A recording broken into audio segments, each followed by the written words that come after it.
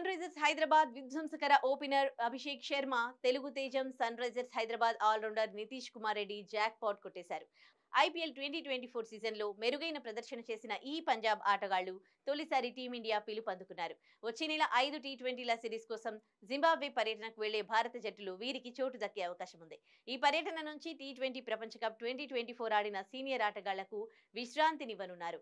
ఈ క్రమంలోనే ఐపీఎల్ సత్తా చాటిన ఆటగాళ్లతో కూడిన యంగ్ టీంను జింబాబ్వేకు పంపించాలని బీసీసీఐ యోచిస్తున్నట్లు తెలుస్తోంది.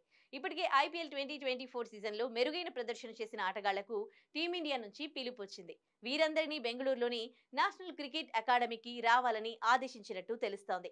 ఈ కుర్రాళ్లతో పాటు కాస్త అనుభవం ఉన్న ఆటగాళ్లు అయిన శుభ్మన్ గిల్, రింకు సింగ్, ఆవేష్ ఖాన్, ఖలీల్ అహ్మద్లకు కూడా జింబాబ్వే పర్యటనకు వెళ్లే భారత జట్టులో చోటు దక్కే అవకాశం ఉంది. కొత్త కోచ్ పర్యవేక్షణలో టీమిండియా ఈ పర్యటనకు వెళ్లనుంది. అయితే ప్రస్తుత team India head coach Rahul Dravid పదవీకాలం టీ20 ప్రపంచ కప్ 2024తో ముగియనుంది. ఇప్పటికే కొత్త కోచ్ ఎంపిక ప్రక్రియను చేపట్టిన బీసీసీఐ టీమిండియా మాజీ ఓపెనర్ గౌతమ్ గంభీర్ ను ఎంపిక చేసినట్లు ప్రచారం జరుగుతోంది. తాజాగా క్రికెట్ అడ్వైజరీ కమిటీ గంభీర్ ను ఇంటర్వ్యూ చేసినట్లు వార్తలొస్తున్నాయి.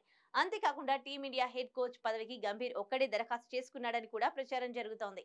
ఒకవేళ గంభీర్ కొత్త కోచ్ గా ఎంపికైన జింబాబ్వే పర్యటనతోనే బాధ్యతలు తీసుకుంటాడా, లేక NCA director VVS Laxman coach గా వ్యవహరిస్తాడా అని తేలాల్సి ఉంది.